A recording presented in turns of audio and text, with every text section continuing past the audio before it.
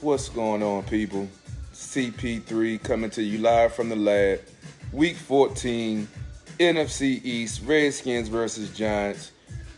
Ugly, ugly, ugly 40-16 loss. That was just ugly from the start to the end. I've been on the record since the team signed Mark Sanchez that said if you're down to your third string quarterback, pretty much your season is done and over with. And we pretty much saw that today from start to finish. The offensive line looked horrible from the start. Trent Williams didn't look like himself. Morgan Moses, false starts, holding all types of issues on the interior of the line. Sanchez started out looking pretty good. Unfortunately, the wide receivers and running backs didn't do him any favors by dropping passes, which what can be expected when you're on your third quarterback. And Sanchez didn't look comfortable at all in the offense. But we did get the spark with Josh Johnson coming in there, even though the Giants defense was playing prevent. You know, he does give some hope for the team with his mobility that can mitigate some of the lack of knowledge of the playbook. And because you can tell from the beginning, the Giants knew that the Redskins were going to try to run the ball, which I applaud Jay for trying to start. I appreciate you guys tuning in. Jerome said it's over now. Yeah, I mean, I pretty much said that on last week's show. I don't normally throw on the towel. I'm normally optimistic about the team and thinking they could turn the corner. But when you're down to your third string quarterback that wasn't even on the team almost not even 3 weeks ago, it's kind of hard to get beyond that. And then when you have some of the holes this team has, along with some of the issues that Jay has with calling plays, it's just too much to overcome. Like they said during the broadcast, the Redskins would have had to play a perfect game in order to, win this game, because it's just too much going against them right now. Let me get to some of the comments, because I know it's going to be some funny ones today. What's up, Sheeta? What's up, Cordelia? What's going on, Nikki? Eric says the offensive line is trash. Mogus trash. Sanchez trash. Well, Moses has been playing injured most of the season. I think it's time to go ahead and put him on IR. Let Ty and Secchi get in there, because he's hurting the team with these false starts and these holding calls, because he's trying to, tough it out or whatever. But you got 5 guards on injured reserve. You got Trent back after having thumb surgery. Morgan Moses got ankle, knee, and back issues. So, I mean, you got a beat-up offensive line behind a quarterback that barely knows the offense, behind a coach/coordinator that, doesn't really scheme to help his team in times of need like they are right now. I mean, like I said, at the beginning of the game, he was running the ball, but the Giants knew that that's what they had to do, so they was dropping that 8th man down and daring the Redskins to run. And it's like an avalanche right now. It's nothing you can do. The defense, I haven't seen a performance this bad from them all season. I don't know if they've given up on Jay, but the Giants made them look bad today. Couldn't get off of blocks, didn't stay gap sound most of the game. When they did get pressure and did, look decent in the first half, they stayed gap sound. But as they mentioned on the broadcast, they was taking chances, trying to make things happen because the offense was sputtering. And I mentioned that on the show on Monday on Sports on the Hill podcast, that they're trying to make things happen because they know the offenses can't put up points. So they're trying to find a way to get points, or at least put the offense in a better position to score points. What's up, Earl? What's up, Mark? Yeah, live from the lab, baby. Win, lose, or draw. You got the post-game live coming in from the lab. I'm going to talk to you, tell you what's going on. Even how ugly it is today, I ain't even want to come on. But we got to talk about it. But we still got some good games going on. You got Kansas City and Baltimore in overtime. Baltimore's trying to drive down to either tie the game or win the game. Kansas City scored a field goal. Oh, it's only 1:39 left, so if Baltimore can't score here, game is pretty much over. And if they don't score before the clock runs out. Also, I got the Eagles-Cowboys game on. I was supposed to have the Raiders-Pittsburgh game on, but for some reason that feed is acting up. So I keep giving you updates on this game. And it looked like we have a turnover already in the Cowboys game. Jeez. What was it on? Kickoff? Well, this game going to be interesting. Eric says the penalty by Doxson is the sample of what's wrong, no discipline.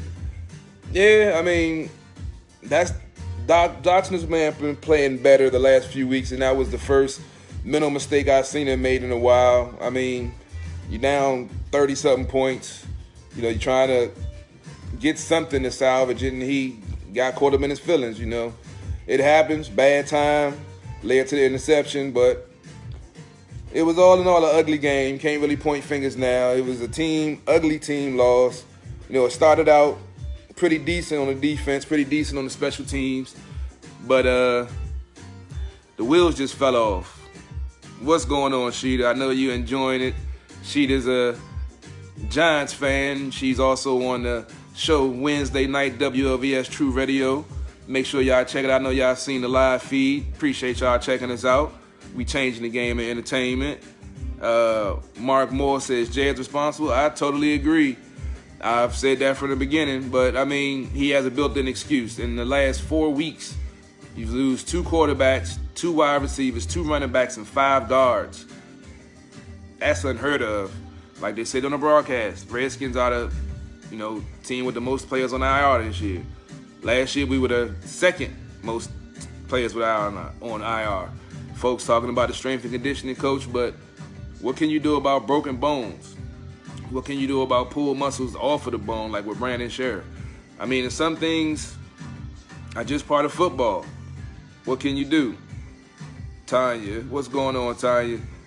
Eric says defense is slow on the perimeter. Yeah, they got exposed on that last week with the Eagles, and you can guarantee every team going forward is going to do the same thing, go sideline to sideline, and try to wear on the coverage of the inside linebackers. We knew that from the beginning.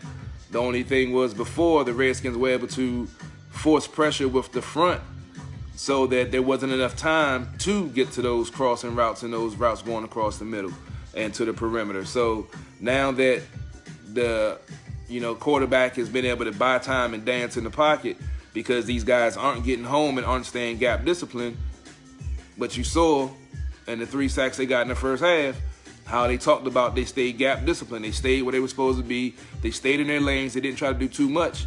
But once they went down, they started taking chances and they got exploited.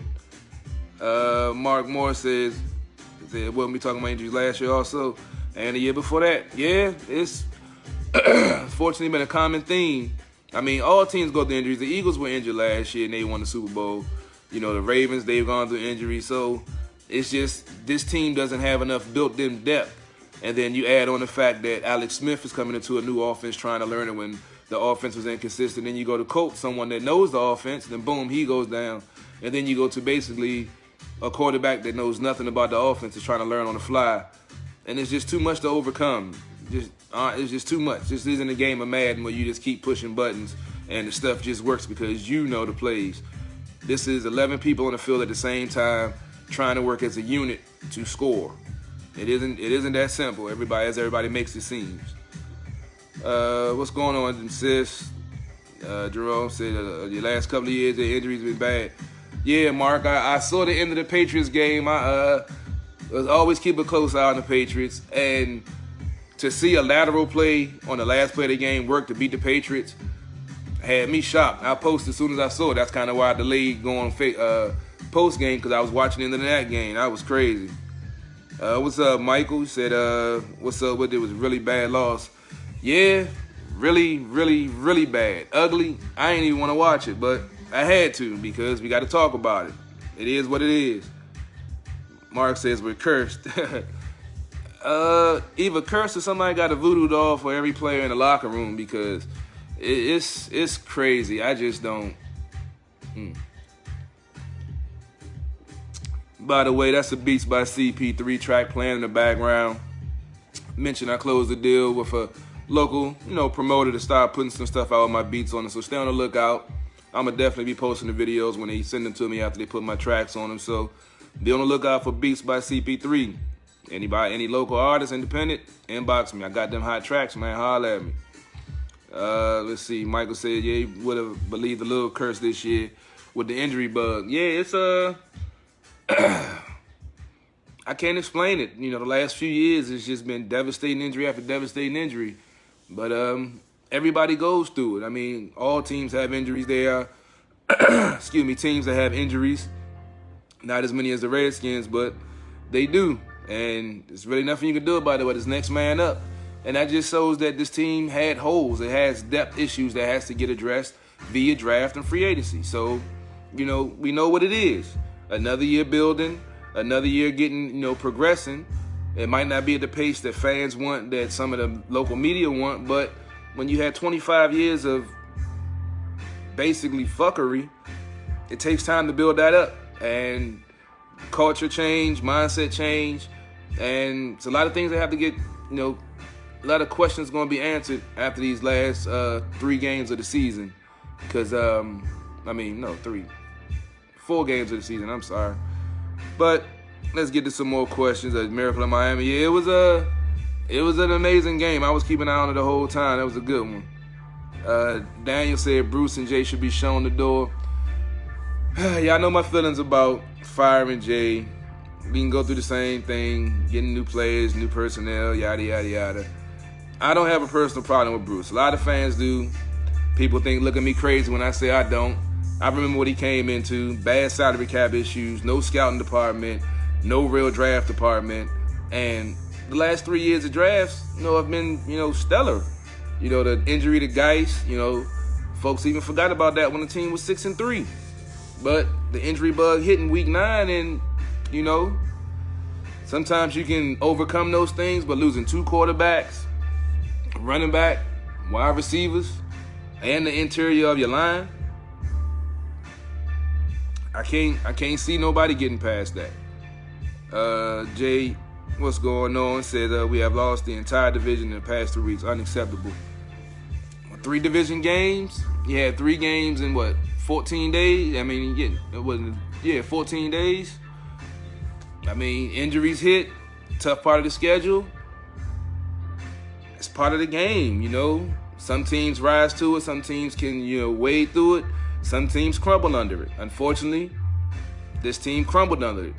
They started to try to right the ship when Coke came in, but once he went down, it was, what can you expect with bringing somebody off of the street that doesn't know the playbook at all and trying to learn in a couple of days when you had Alex Smith coming in and it was week 7, week 8, he's still learning things of the playbook. Jay's playbook is very intricate and detailed. There's a lot of with timing and a lot of with, throwing windows and all that stuff. You can't just walk into it. It ain't just some pitch and catch, zone read, hand the ball off, quick stuff. It takes time to learn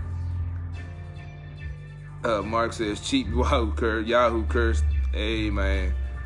Yeah, Daniel, it was I didn't even really get upset at the game because, I said I gave my keys to victory, and I said it would have to be a perfect game.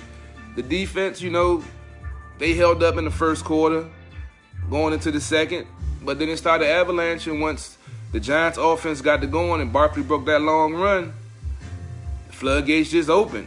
Wasn't really much, the momentum was theirs. They can do what they wanted to do on defense because they knew they had a quarterback with a limited grasp of the offense. Defense, they knew what Jay was going to try to do. And the Redskins defense just couldn't stop what the Giants had to offer on the field. They made a good point that they would have focused on OBJ and don't worry about everybody else, but it was, by committee today. And the whole team beat the Redskins team. It wasn't one man. It was the whole team. That's what it's all about. The Giants, you got to take your head off. The Giants had a good game plan. They executed, and they did what they should have did against a third-string quarterback that was on the street 3 weeks ago.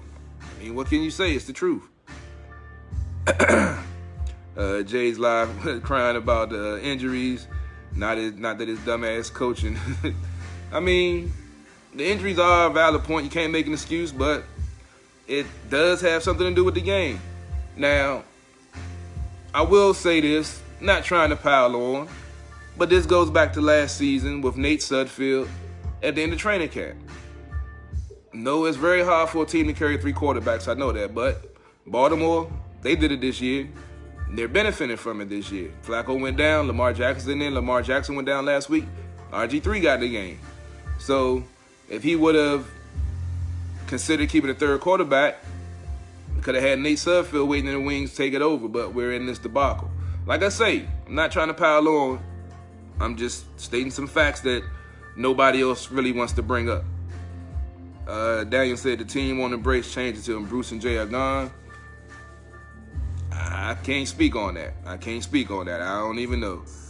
Don says Sanchez no brainer for the team. Well, we can all agree that Sanchez will not be taking the field as a starting quarterback going forward.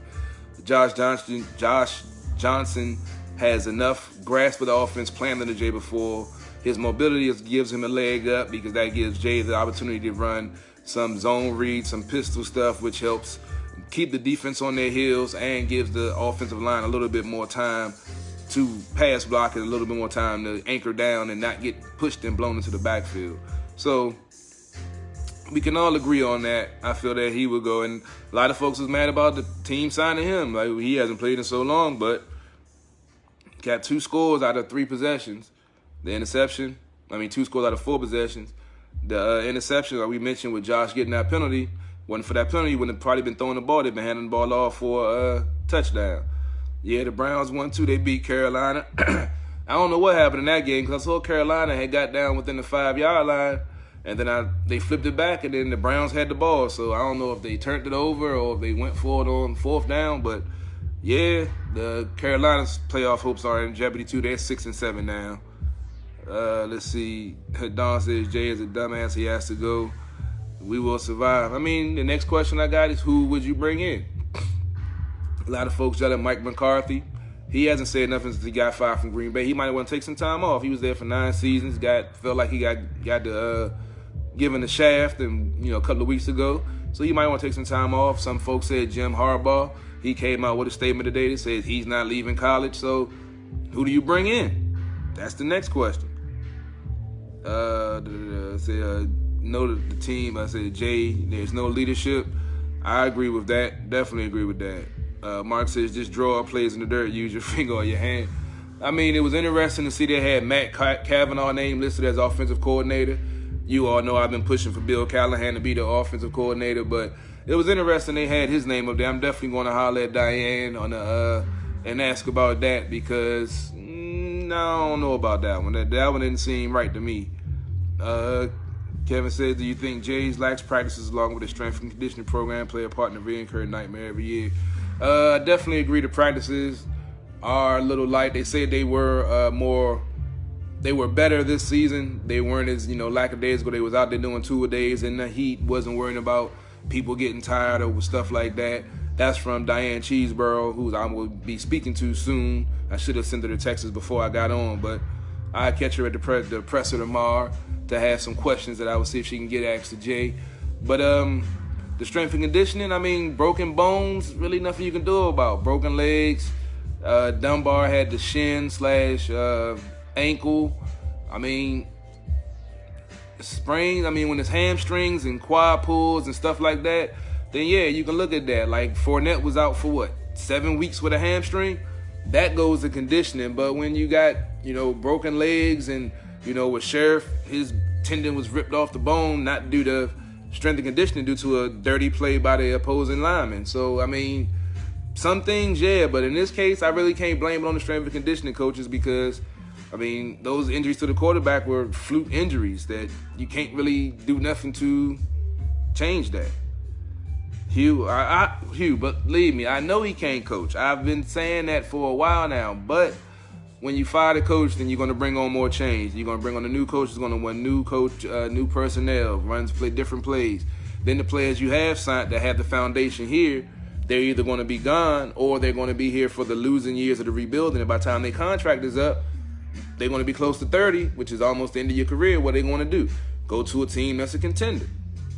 Then you got to basically start all over on the talent aspect. Now you got a team that knows what it wants to do, but don't have the talent. We've seen the same thing here over and over again. We can't keep repeating the same behavior. A few tweaks is what I think this team needs, not a major blow-up overhaul. That's just my opinion. I could be wrong. That's just the way I feel.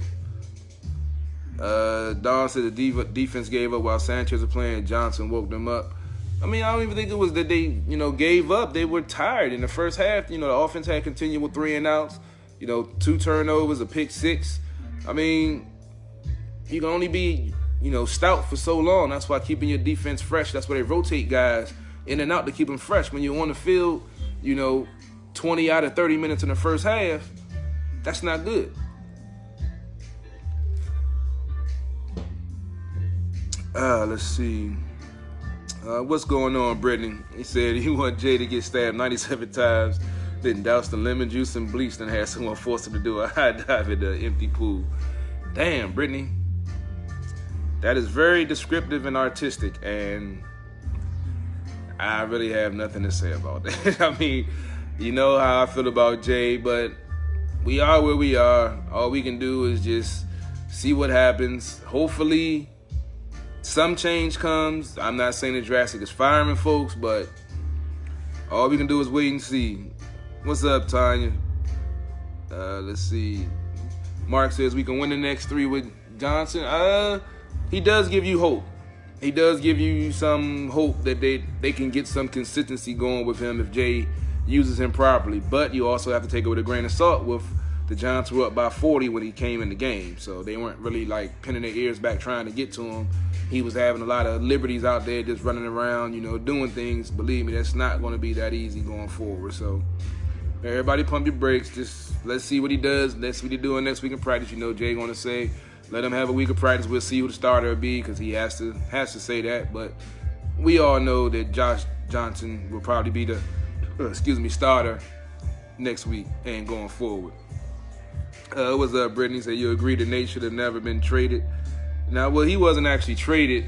They didn't retain him after training camp, and they thought he was going to clear waivers and hit the practice squad, which he just about did. But when a player goes to practice squad, an opposing team can take that player only if they offer him a spot on the active roster with the contract. So when Philly did that, the Redskins still had a right to refuse to overtop that offer, but Nate Sudfeld didn't like the way he was treated while he didn't feel he should have been, cut through and tried to go through waivers anyway. So that's why he stayed there and he got a Super Bowl ring. So yeah, it's ironic how that happens. Ian says Jay Gruden went on a small vacation Friday through Sunday. I didn't see that report. If it's true, I don't even want to touch on that. But that's definitely probably going to get asked if it was. If not, I'll definitely ask Diane. And I didn't see that, but if that's what happened, then I don't know about that one. He said he has played like 5 of the teams right now. He's talking about Josh. Yeah, I mean, he has experience. It's just that he hasn't played in 3-4 years. So all we can do is see what happens. Let's see. Yeah, Harbaugh said he's staying at the collegiate level. I saw that right before the game started. Oh, man. Don said, Brittany, you're going to hurt Jay. All right, well, just make sure you record it so we can put it on Facebook Live. We can get something to go viral and help get you the bail money to get out because you know he's gonna press charges. Mark said, what happened to Reed? I'm not sure. I saw the play when he got injured. It was like the linebacker had his foot when he was trying to block. Hope it's nothing major, but the fact that he didn't come back in the game, I don't know. But I know they have an update soon, so I'll keep updated when I find something. I'll definitely post it. Don said, love the D, but the D was struggling. Yeah, I mean, you can only play at the top level so long. I mean, went on the last post-game show. I went over the stats of the team, defense and team offense, and I noted how the defensive stats have been dropping week by week because they've been trying to do more. They haven't been wrapping up tackling. They've been trying to strip the ball. They've been vacating their gaps, assignments, and going to another gap where they think the running back is going to go or think the wide receiver is going to go, and then getting exposed. And then, along with Dunbar going down and having rookies being forced into the outside with Moreau, second-year player Moreau and Stroman and Johnson, it's putting pressure on the defense, and then they haven't been able to get home.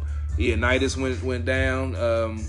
Teams are scheming more against the front because they was playing so well in the beginning. Remember, this team got 7 sacks on the Giants in the Week 8 matchup. So they were, they know what this team was capable of on defense, so they weren't going to allow them to have that dominance like they did in the first game.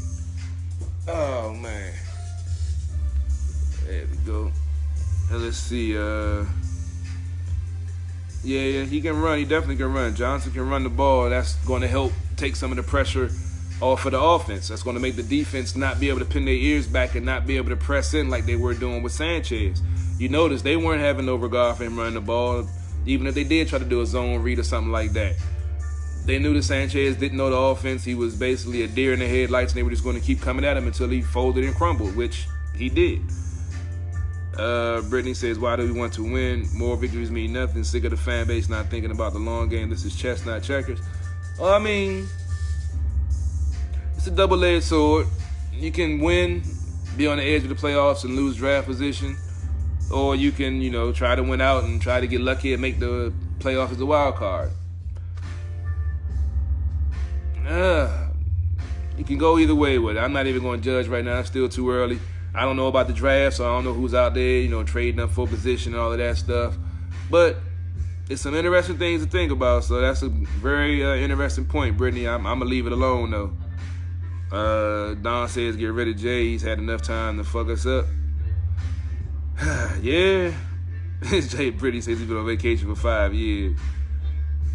Let's see. Y'all too plotting and planning. I'm not messing with y'all. Ian says our front is inconsistent, is non-existent. Well, teams have been doing, like you said, the last quarterbacks this team have faced have been mobile quarterbacks, or quarterbacks has been able to elude the rush. So, when you don't stay gap sound and stay in your lanes, they can dance around and get away. We've seen that. We saw that going back to Tampa Bay with the Fitzpatrick game when it first started, when the team stopped staying gap disciplined and started taking chances and going inside and going outside instead of staying where they're supposed to be. So when you do that, teams will pick up on that. So they know if they're patient, press the hole, and make you think they're going one way and they're going to make a decision instead of staying gap sound, they're using the Redskins' aggressiveness against them. And before, it was working to the Redskins' advantage because the offense was playing into the defense's hands because folks weren't taking chances. Folks were doing their job and being where they're supposed to be. So if you get pressure and don't get the sack, but the quarterback got the ball off, it was either going to be a batted ball, or even if the receiver caught it was something short, or he was tackled as soon as he caught the ball. So it's momentum. It's the other team. They have effort. They watch film. They see the tendencies. They know this team is hurt, and they know this team has inexperience with some of the people that's in there on offense. Defense, you got rookies out there. You saw, with Moreau, every time he lined up on whatever wide receiver, they was going at him. Either it was a penalty or it was a big play. So, that's why I said about depth. They have to get on the field experience. In my opinion, Moreau is better on the inside, which I tweeted out during the game. I would rather have Strowman on the outside.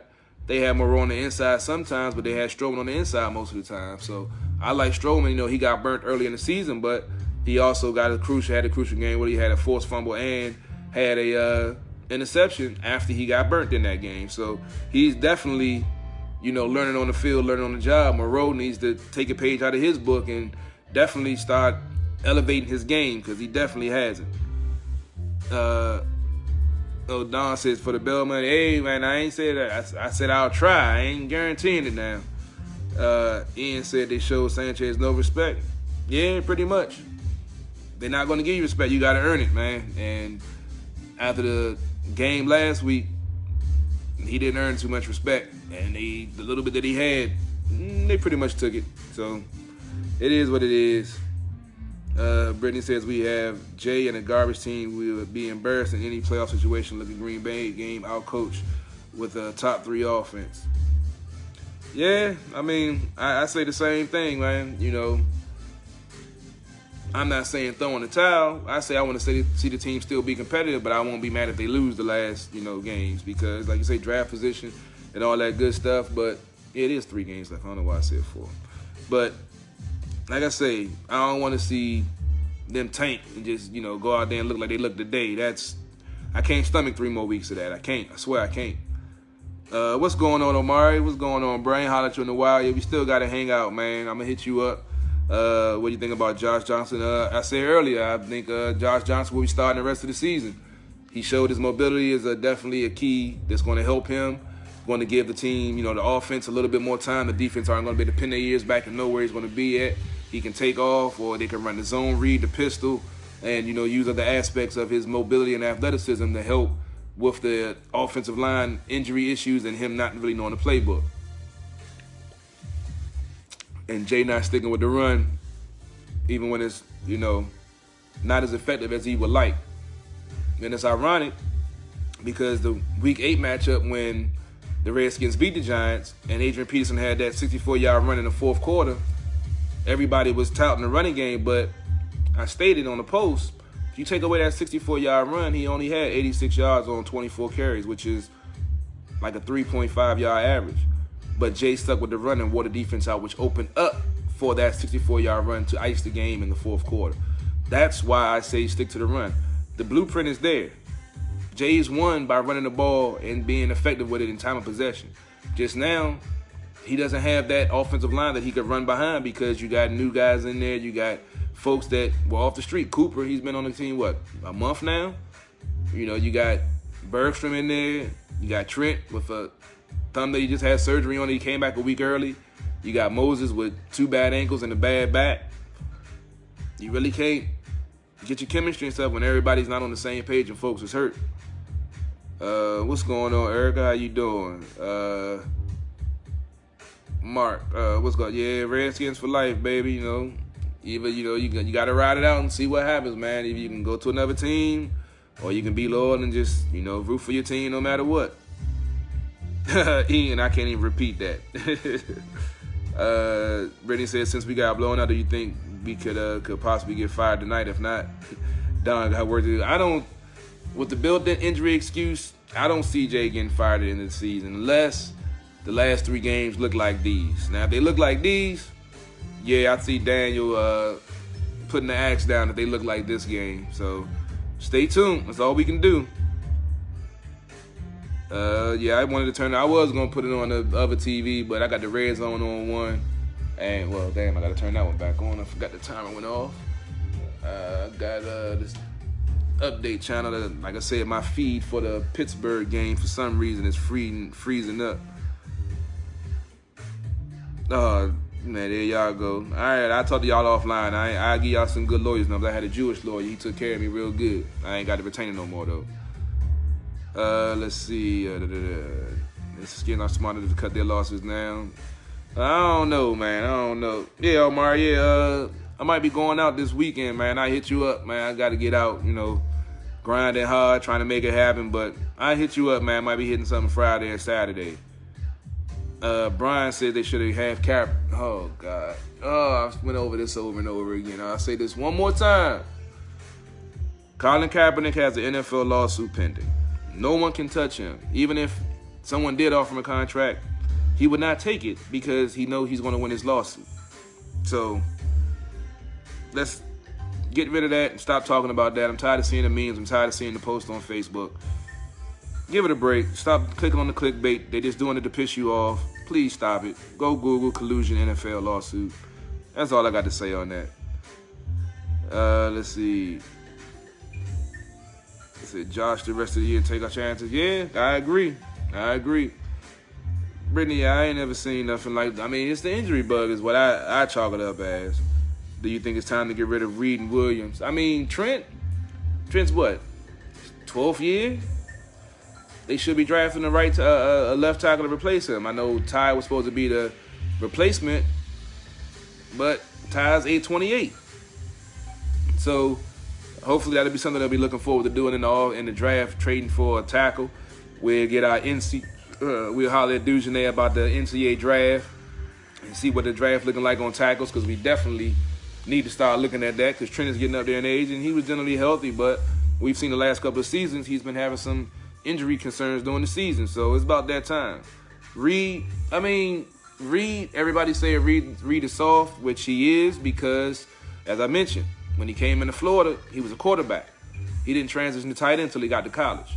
So he's not used to getting hit by these safeties and linebackers. So when he's injury prone, he is, because he was a quarterback for most of his career until he went to college. Then he became a tight end. So he's a matchup issue. As long as he's on the field, they have to account for him. Now, when he's out of the game, that's something else. Let's see what the foot injury is. Hopefully it's nothing major, and we can go from there. But you can't trade away your talent on your offense, especially with Jay's playbook, because Jay's playbook is run through the tight end. That's why it's so frustrating that he doesn't use the 2 and 3 tight end set as much, because if you go back to Cincinnati, when he was in Cincinnati, that's all they used was a 2 tight end set. But here he wants to do the 3 wide receiver, 1 tight end, 1 running back, which it works, but that can't be your bread and butter, especially when you have a beat-up offensive line and a backup quarterback. It's just not going to work. Let's see. Said Reed needs to go. Nah, I can't agree with that. Said, how in the world are we going to manage next year? We got to pay a sheriff. We owe Alex Smith $71 now, and he's not coming back. Well, remember, with the injury settlement, they're not going to be on the hook for the whole contract. They're going to do a settlement if his career is over. The guaranteed money that he got doesn't count against the cap. So I've seen the posts about folks talking about his number and all of that. Just relax. Injury settlements, they don't give them the whole contract. They work out an agreement, and whatever they agree on goes against the cap. The rest of it is dead money. It doesn't count against the cap. It's a settlement. And like I said, the guaranteed money doesn't count against the cap anyway. Relax. It said Reed gets hurt when we start losing. Check the record and tape. I mean, because he's normally the focal point of the offense. He's normally the one who they're feeding the ball to because he's the matchup issue, and he can, open up things for other players. You got to go to your talented players to open up things for the rest of your team, because that's what they're going to be keying on, and you have to make them switch up your defenses. Like we saw earlier, when the wide receivers weren't winning on the outside at all, they were doubling Jordan where he disappeared. He would catch 4 balls in the first quarter, and you wouldn't see him for the rest of the game because they were doubling him. They was having a man underneath and man over top, so they wouldn't throw him the ball, and then the other wide receivers on the outside weren't winning and getting separation, so the offense would stall out until, Colt came in and gave him some, spark, because he has more confidence in Jordan. He's able to throw him open because they have a rapport. Alex and Jordan were still trying to build that. Alex was still trying to build the chemistry with the whole offense, That's what I say, you come with the playbook, and you have to build chemistry with your receivers, and know the tendencies of your line, and know the line calls, and all of that stuff. So, when everybody was talking about it was a waste, they shouldn't have traded for Alex, all this and that. It takes time, people. It's a lot of work and moving parts in the offense, in football, that has to fall into place for things to work. The most successful teams have a long tenure together. You have those, moments of those teams that, click and hit the ground running and move the ball and do what they're supposed to do, but that doesn't happen all the time. That's why when it does happen, everybody's touting how great it is, because it rarely happens. Let's see. When you're a coach in the NFL, there ain't no excuses. He should have solutions. Totally agree. I totally agree on that. Just like I said, you expect players to develop. You also expect coaches to develop, to get better, to improve, and to learn from their mistakes and switch up their tendencies. I think that's Jay's problem. He doesn't switch up. He sticks to the same mindset of, we're going to win this way, and if not, oh well, instead of saying, I'm going to use my playbook and the players that I have and put them in a position to win, instead of me trying to force them into the plays that I think this team would need to win. That's what I say is the issue. Let's see. Kevin said, do you think Alex is done because of infection? Honestly, I thought Alex was done after the injury, because at 34 years old with an injury like that, not even just the physical, but the whole mental comeback after a play like that, Joe Theismann spoke on it after, he still has, problems with that injury. And like he said, when he's at the game, he just happened to be at that game. I was at that game. I'm glad I was, that I didn't see it on TV, because I'd probably be scarred right now from that shit. But it's hard to come back from something like that, not just on the physical level, but the mental aspect of being able to go out there after sustaining an injury like that. And I'm not going to go into the details of what I heard, because it took me a while to get those details out of my head and actually just hearing them. So when you got a photographic memory, it's very easy to, I don't want to even talk about it anymore. But I feel like his career is probably in jeopardy, if not over. I'm not going to count him out. Miracles have happened, things have happened to change, but who knows? Let's see. It gets hurt when it game with the outcome, yeah. How do you feel about guys complaining about practice? Well, I mean, they said this year's practices were more tougher and rigorous than the previous ones, but, I mean, walkthroughs are walkthroughs. You can't do nothing in walkthroughs. You need to go through the plays So everybody knows where their position is supposed to be at, know the depth of the routes, know where they're supposed to be at, especially when you have backup quarterbacks coming in. But when you have injury issues, you can't really practice like that because you don't have enough healthy bodies to go out there and practice. So it's a catch-22. It's hard to balance both of them, but you have to find a way to balance both. And we see the result of that. Obviously, there isn't enough balance of, practice time, execution, and walkthroughs.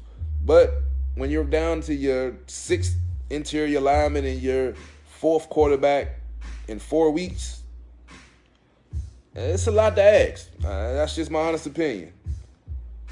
Let's see. So does that mean Colt's injury was way different. Colt's injury was more like a fluke injury. Colt's injury was more like the RG3 in Baltimore when he messed up his knee. The only difference was it was closer to the shin where his whiplash hit the player that was incoming. Because if you saw the play, you saw how his leg just whipped right across the dude's leg. And it was just a momentum freak play. He was going to dive or going to slide or whatever he was going to do when he ran the ball. And it's just a fluke play. And he even played, I think they said they played 4 plays after that happened. So it wasn't a bad break. I guess it was more like a fracture than a break. So, I don't think his career is over, but, he just got bad luck. I couldn't explain Colt's career. He's been trying to get to be a starter for so long once he got drafted that high. And then every time he gets a chance to, some type of crazy situation happens. It's wild. It's tough. Yeah, I know people personally who live nearby work at the hotel. They are giving naps and fast food. I'm not even sure what y'all talking about now, Brady. Y'all went off y'all old conversation. Say, why do they keep on talking about AP age? Say, yeah, baby. Because 33 and running back years, and nowadays NFL is not you're on your way out of NFL. You're not getting close to 1,000-yard season, with your fourth team in your career. So that's why they keep because running back 33 now is old because they don't use the running backs like they used to. They're interchangeable. They got third down back, so the running back isn't really out there for at least 3 downs. So he's out there for 2 downs, and you're bringing a third down specialist like Chris Thompson. So they don't value the running back position as much as they used to. So that's why they keep talking about the 33-year-old. Say no, not as head coach. That Brian Mitchell should be in the front office. However, in the front office, you want talent evaluators in the front office. You want GMs. You want Brian Mitchell as an opinion guy. He hasn't ever drafted a team or been to a combine to scout players. We are overthinking things, people. We're overthinking things. The last 3 drafts have been stellar. They've addressed issues on this team that's needed. We have depth issues that we're trying to recover from, going back to the Vinny Serrato days of him giving away draft picks. So that's what I was speaking about, the 25 years of debauchery before. You can't expect perfection or you can't expect a fast turnaround here. Certain places you can because you have a steady front office. Who had a GM in place, who had a structure. This team had no structure when Vinny Serrato was here. So that's why I applaud Bruce Allen so much because he had to build structure in the organization. Doug Williams, I feel like he should be doing more for the team, i.e. reining Jay in, because I feel like that's why Jay had the success he had in Cincinnati was because he had Marvin Lewis overseeing him, even though he was offensive coordinator. Marvin Lewis told him, hey, we're going to do it this way. And that's the way they did it. Here, he has free run. We can do whatever we want. And we've seen what those results are. Let's see. It said he's going to send him a hurricane. Wow. Let's see. In the Cowboys-Eagles game, Cowboys up 3-0 with 11:05 left in the second. Cole Beasley just caught a first down there at the Eagles 20. He just caught a nice slant across the middle. Got him a first down, and the Cowboys are driving. Let's see what else we got going on. Just some talk. Yeah, but I got some other venues and things to work on. I got a couple of tracks I got to make for this new partner and everything. I got to work on tonight. But appreciate y'all tuning in. Y'all gonna be watching, listening to anybody else. Y'all chose to come jump on here with me. Remember, Sports on the Hill podcast every Monday night, 7 to 9. We'll be on tomorrow talking about Capitals. Oh, and an interception by the Eagles in the end zone by the safety, which stops Dallas' drive and gives the Eagles the ball, look like at the 20-yard line because he came out the end zone. So that was a nice turn of events for the Eagles. Oh, it was going to Cooper, and the safety read the quarterback's eyes and went over and took the ball right out of the path of a Cooper that would have got a touchdown. That was great execution on defense, and they knew what to look for. So that game is still 3-0. 49ers are up 13-0 on the Broncos, who have been looking stellar the last few weeks and thought they were going to go on a run to try to make the playoffs, but San Francisco with the rookie quarterback got something to say about that. Then it's 7-7 in the Oakland-Pittsburgh game with 12:07 left in the first half. So there's a lot of action going on, and a lot of playoff time is coming up. Every game means something and counts double. Let's see. Brittany says Scott was building depth. He was gone. Success. Marvin Lewis is one of the worst coaches ever. I can't say worst coaches ever. He's dealt with a lot of adversity there, and they were playoff teams, back-to-back division winners a couple of times. So, I mean, some coaches weren't that good. Scott was building depth, but Scott isn't here anymore. And Bruce has been running the draft the last couple of years. He's used Scott's playbook, used Scott's coaching, scouting department, but he's got the job done. That's what I thought was brilliant on Bruce's part, and I like that about Scott when he got here. He came in and said, no, I'm not going to do no wholesale changes first. I'm going to see how y'all draft first without me. Then he brought in the people to help the Redskins. Unfortunately, the partnership didn't work. Scott walked, but his scouting staff is still in Ashburn. So keep that in mind. Bruce might not be your favorite guy, but he knows how to run a football team and know how to deal with the cap, which he's done a stellar job at, which I can't. That's why I can't complain about it, especially after having Vinny Serrato in that role for so long and watching him screw the team. Said Jay sucks because he didn't build around the talent he has or bringing the best out of his players. He ran his playbook down his throat and forced it to work and does not agree 100%. I just said that, well, except for about building around the talent. He uses plays for the talent, but he doesn't stay consistent with it. That's his problem, is consistency. He'll have a set of plays or a drive where everything works, everything that he calls works, and for the rest of the game, he won't call none of those plays ever again. I don't understand why he does that shit, but he does it. He said, who do you think we should hire for head coach of J5? Exactly. That's the same thing I say, Brian. I don't know who else is out there that could come in and that will make a difference, that I could say, hey, bring this guy in, and he can make this team a winner. I don't know who can say that.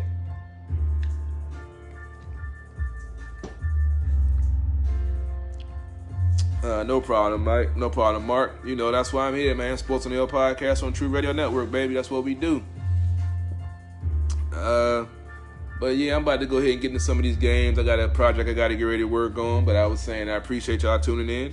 We'll be back tomorrow night, Monday, 7 to 9, as always, talking Capitals, Wizards, and Redskins. It's going to be a rough show, talking Wizards and Redskins alone after this game. But we're going to bring it to you. We're going to break it down. As always, Anna K, Robbie, myself for hockey. Going to have the round table for Wizards as always, Arun, Brian, Robbie, and whoever else he got in the man cave. And then Dujanay and myself will be rocking the Redskins talk. Facebook live stream, simulcast throughout the whole show. Even myself or Robbie will be streaming. So make sure you check us out, like us, share our page. Like I said, go check out the Sports on the Hill podcast website. All our shows, archive videos, highlights, everything. Go like our page, go follow it. Check out my YouTube channel with all of our highlights and other content.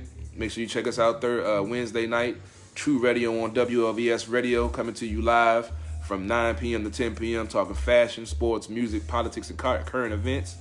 And always tune in Thursday night for my Redskins weekly breakdown preview. Either it's on our Thursday night show, Boxing MMA show, I'll do it live then, or I do a Facebook live feed because we're going to do that show every other Thursday. So, y'all be easy. I got a couple more adult beverages to pop to deal with this loss.